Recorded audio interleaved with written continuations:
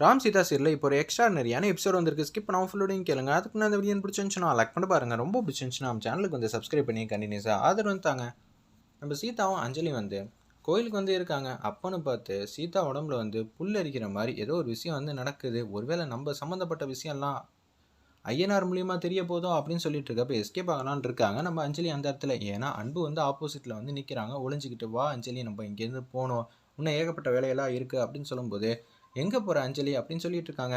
இப்போ என்ன பண்ணுறது, இவங்களை எங்கேயாவது வந்து அமுச்சு வைக்கணுமே, நீங்கள் பூஜை பண்ணுறதுக்கான சமாச்சாரம் பொருள் எல்லாத்தையும் வாங்கிட்டு வந்துடுறீங்களா அப்படின்னு சொல்கிறாங்க அந்த இடத்துல. சரி நான் வாங்கிட்டு வரேன், நீ ஏன் ரொம்ப பாட்டமாக இருக்க? இல்லை எனக்கு என்ன செய்யறதுனே தெரியல அஞ்சலி, இன்னைக்கு பாரு கல்யாணம் நடக்க போகுது. அச்சச்சோ, எனக்கு தானே கல்யாணம் நடக்க போகுது அப்படின்னு சொல்லி பாட்டமாயிட்டாங்க அந்த இடத்துல நம்ம அஞ்சலி. சீதா கேட்ட கேள்வினால பாரு இன்னைக்கு நல்ல முகூர்த்தம் போல இருக்கு, இன்னைக்கு கல்யாணம் ஆச்சுன்னா அவங்க வாழ்க்கையில நிம்மதியா சந்தோஷமா இருப்பாங்க போல இருக்குங்கிற மாதிரி சூப்பரா வந்து சீதா வந்து பேசுறாங்க. அப்படிங்களா, நீ ஏன் வந்ததுலேருந்து உன் மனசே வந்து சரியில்லை, குழப்ப நிலையில இருக்க போல இருக்கே அப்படின்னு சொல்றாங்க அந்த இடத்துல நம்ம சீதா அஞ்சலி கிட்ட. ஒன்று அஞ்சலி, அப்படியெல்லாம் ஒன்றும் இல்லை, என் வாழ்க்கையில் நான் ஒரு முக்கியமான முடிவு வந்து எடுக்க போகிறேன். அவங்களுக்கு கல்யாணங்கிற விஷயத்த மட்டும் சொல்லாமல், ஆமாம் என் மேலே உங்களுக்கு கோவமா அப்படின்னு சொல்லி அஞ்சலி வந்து கேட்குறாங்க அந்த இடத்துல. ஏம்மா நான் கோவம் பண்ணோம், உன் வாழ்க்கையில் நீ நல்ல முடிவு எடுத்திருக்கன்னு உனக்கு தோணுனா போதும். இப்போ ராம் வந்து அவர் தப்பான முடிவு எடுத்துட்டாங்க தான் எல்லாரும் நினச்சாங்க. கடைசியில் வந்து நானும் அவரும் சேர்ந்து வாழலையா, அதே மாதிரி தான் உனக்கு மனசில் சம்மந்தம் ஓகே அப்படின்னு பட்டுச்சுன்னா மட்டும் எந்த முடிவாக இருந்தாலும் பண்ணு அப்படின்னு சொல்லும்போது, நீங்கள் பூஜைக்கான சாமானை வாங்கிட்டு வாங்க அப்படின்னு சொன்னோன்னே அந்த ஜாமான் வாங்குறதுக்காக கொடுக்கணும்னு போகிறாங்க. அன்பு வந்து நம்ம அஞ்சலி கையை பிடிச்சிட்டு கொடுக்கணும்னு போகிறாங்க. ஒரு ஐயர் இருக்காங்க, நீங்கள் வந்துட்டீங்களா, வரமாட்டீங்களான்னு நினச்சேன், இன்னும் ஒரு 1/2 மணி நேரத்தில் வந்து முகூர்த்தம் வந்து முடிய போகுது, சீக்கிரம் ரெடி ஆகிட்டு வாங்க அப்படின்னு சொல்லும்போது அம்மன் சன்னிதானத்தில் வச்சு பூஜையெல்லாம் பண்ணி தான் ட்ரெஸ்ஸை வந்து கொடுக்குறாங்க. பட்டு வெட்டி பட்டு சட்டை, இந்த பக்கம் ஒரு புடவை வந்து கொடுக்குறாங்க நம்ம அஞ்சலிக்கு. அதை 2 பேரும் மாற்றிட்டு கொடுக்குன்னு வந்துடுறாங்க. அஞ்சலி வந்து பூஜை பொருள் கேட்டாங்களே அதை வந்து வாங்குறதுக்காக வந்து சீதா வந்து வெளியில் வந்து வராங்க கடையில். அங்கே வந்து தேங்காய் சரியில்லைம்மா, தேங்காய் வந்து தண்ணி ஆடவே மாட்டேங்குது, சாமி கும்பிட போகிறோம், அதுவும் நல்ல முடிவு கேட்க போகிறோம், தண்ணி காயாக வந்து கொடுங்கன்னு சொல்லி தேங்காயெல்லாம் மாற்றிட்டு சூப்பராக வந்துட்டு இருக்காங்க. பார்த்தா அந்த இடத்துல நம்ம அஞ்சலியை வந்து காணும். அஞ்சலி வந்து மணமேடையில் வந்து உட்காந்துட்டு இருக்காங்க. அஞ்சலி எங்கே இருக்கான்னு சொல்லி இங்கேயும் தேடிட்டு இருக்கப்ப சத்யாவும் பிரியாவும் வீட்டில் வந்து இருக்காங்க. அவங்க 2 பேரும் சோகமாக இருக்காங்க அந்த இடத்துல. ஏன் இவ்வளோ சோகமாக இருக்க? அஞ்சலி நேற்று நைட்லேருந்து சரியில்லை. ஆமாம் நம்மலாம் பேசாமல் இருந்தோம்ல, அதனால கூட இருக்குங்கிற மாதிரி தான் பிரியா வந்து பேசுகிறாங்க. இல்லை பிரியா, நீ தப்பு கணக்கு போடுற அப்படின்னு சொல்லி சத்யா வந்து பேச ஆரம்பிக்கிறாங்க. நேற்று நைட்டு வந்து நான் அஞ்சலியை வந்து பார்த்தேன், அவன் ஏதோ ஒரு குற்ற உணர்ச்சியில் வந்து இருந்தா. எதுக்காக அப்படி இருந்தான்னு எனக்கு சுத்தமாக வந்து தெரியவே இல்லை. ஆனால் அவள் பாட்டமாக இருந்தா. அது என்ன காரணம்னு என்னால் கண்டே பிடிக்க முடியல. நான் வந்து அஞ்சலி கிட்ட கேட்டேன், என்ன அஞ்சலி இவ்வளோ சோகமாக இருக்க அப்படின்னு சொல்லும்போது லைட்டை போட்டு பார்த்தா அவள் அழுதுகிட்டு இருந்தா. என்ன ஆச்சு, ஏன் அழுவுற? நான் தப்பு பண்ணுறேட்டோன்னு நினச்சி வருத்தப்படுறேன். இன்னொன்று, நம்ம எல்லாம் ஒரே இடத்துல இருக்க முடியாதுல்ல, ஏன்னா அவங்க கல்யாணம் பண்ணிட்டு போயிட்டாங்கன்னா இந்த வீட்டுக்கு வர முடியாது. அதனால தான் அஞ்சலியும் சத்யா பிரியா 3 பேரும் ஒன்றா இருக்க முடியாதுன்னு சொல்லிட்டு தான் ஃபீல் பண்ணிட்டு இருக்காங்க அந்த இடத்துல. இதை நினச்சி, ஏய் அப்படியெல்லாம் சொல்லாத, நீ கல்யாணம் ஆகிட்டு போயிட்டேன்னா அந்த வீட்டுக்கு நாங்கள் வந்துடுவோம், நான் எப்படி இருந்தாலும் உன்னை நான் மிஸ் பண்ணுவேன், அதனால் வாய்ப்பே இல்லைன்னு சத்யா வந்து பேசுகிறாங்க நம்ம அஞ்சலி கிட்ட. நாளைக்கு தான் எனக்கு கல்யாணம் ஆக போகுது, அன்புக்கும் எனக்கும் கல்யாணம் ஆகிறப்ப எப்படி இதெல்லாம் மீட் பண்ண முடியும்னு தெரிஞ்சு தான் வருத்தப்பட்டுட்டு இருக்காங்க அந்த இடத்துல. ஒரு பக்கம் ஐயருக்கு சொன்ன மாதிரியே வந்து மூர்த்த புடவையும் இந்த பக்கம் பட்டு வேட்டு பட்டு சட்டை கட்டிட்டு மாதம் வந்து உட்காடுறாங்க அந்த இடத்துல.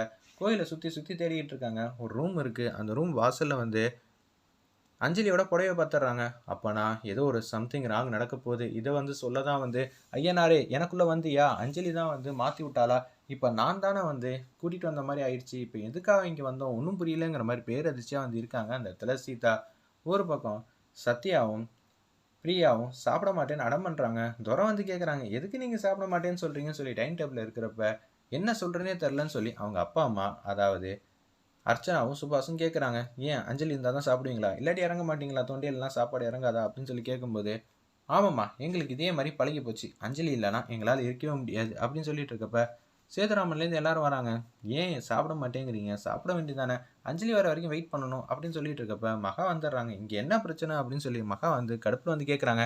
அஞ்சலி இருந்தால் தான் சாப்பிடுவாங்களாம், இதெல்லாம் சின்ன பிள்ளையா இருக்கிற மாதிரி தெரில, சாப்பிட வேண்டியதானே, பசிச்சா நீங்கள் சாப்பிட்ற சாப்பாடு உங்களுக்கு தான் ஜெரிக்கும், முதல்ல அதை தெரிஞ்சுக்கங்க, பழக்கத்தை மாற்றிக்க முடியாது சித்தி அப்படின்னு சொல்கிறாங்க. செல்வி, எனக்கு பசிக்கல, எனக்கு எப்போ கேட்குறனோ சாப்பாடை வந்து டைனிங் டேபிளுக்கு எடுத்துகிட்டு வந்துடாத, ரூமுக்கு எடுத்துகிட்டு வந்துடு சரியா அப்படின்னு சொல்கிறாங்க. சரிம்மா, உங்களுக்கு சாப்பாடை ஹாட் பேக்கில் வந்து போட்டு வச்சிடறேன்னு சொல்லி செல்வி வந்து சொல்லிட்டு போகிறாங்க. ஒரு பக்கம் உச்சக்கட்ட கோவத்தில் வந்து இருக்காங்க நம்ம மகாலட்சுமி. சரி அஞ்சலி எங்கே போயிருக்கா, கல்யாண பொண்ணு வெளியில் எங்கேயும் போகக்கூடாதுன்னு துறை வந்து இன்ஃபார்ம் பண்ணிவிடு, சீதா கூட தானே காலையில் வந்து கோயிலுக்கு போகிறேன். நான் இன்னுமா வரல, 2 மணி நேரம் ஆச்சு. சேதுராமா பார்த்துக்கங்க, அவள் எதுவும் மனசை வந்து மாத்திர போறா. நான் சொல்லியே மாறலை, உன் முடிவில் அவள் பிடிவாதமாக இருக்கா. சேதுராமா, இது என்னோட கௌரவ சமாச்சார பிரச்சனை. அதனால யார் நினச்சாலும் சரி நினைக்காட்டாலும் சரி இந்த கல்யாணத்துக்கு சம்மந்தம் வந்து சொல்லியாச்சு சபை மத்தியில். அதனால கண்டிப்பாக இந்த கல்யாணம் ஜாம் ஜாம் பண்ணி வைக்க போகிறேன். இதே மாதிரி கல்யாணம் என் பொண்ணுக்கெல்லாம் மாப்பிள்ளையெல்லாம் பார்த்துடாதம்மா, அவ்வளோதான் சொல்வேன்னு ஒரு பக்கம் உச்சக்கட்ட கோவத்தில் வந்து பேசுகிறாங்க நம்ம அர்ச்சனாவும் சுபாஷும். நான் யார் வாழ்க்கையிலும் முடிவு பண்ணல, எனக்குன்னு ஒரு பொறுப்பு இருக்குது. நான் வந்து ராமுக்கும் அஞ்சலிக்கும் நல்ல வாழ்க்கையை அமைச்சு தரணும். ஆமாம்மா, நீ சூப்பரான வாழ்க்கை தான் வந்து அமைச்சு தந்த அப்படின்னு சொல்லிட்டு இருக்காங்க. நீ தானே வந்து சீதா வந்து பிடிக்கலன்னு. சீதா 1000 மடங்கு வந்து நல்லா தான் இருக்கா, தெளிவாக தான்.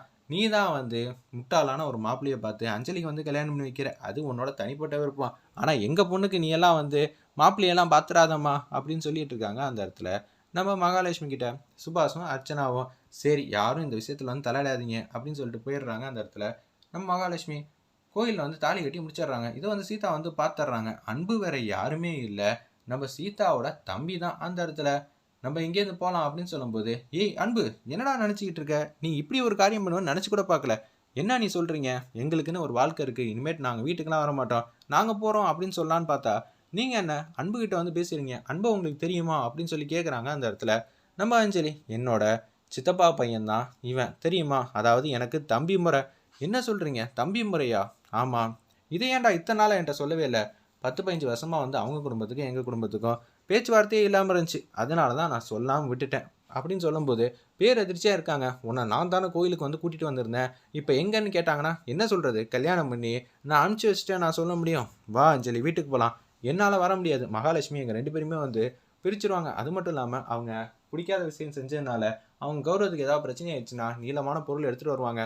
நான் இருக்கிறப்ப எதுவும் நடக்குமா என்ன, அதனால் நீ கவலைப்பட வேணாம், நான் பார்த்துக்கிறேங்கிற மாதிரி உச்சக்கட்ட கோவத்தில் வந்து பேசுகிறாங்க. அந்த இடத்துல நம்ம சீதா, வர முடியுமா முடியாதா, மகாலட்சுமியாக இருந்தாருன்னா யாராக இருந்தாங்க, நான் வந்து உங்களை பத்திரமா வந்து பார்த்துக்கிறேன், என் மேலே நம்பிக்கை இருக்கா இல்லையாங்கிற மாதிரி சீதா வந்து கேட்குறாங்க.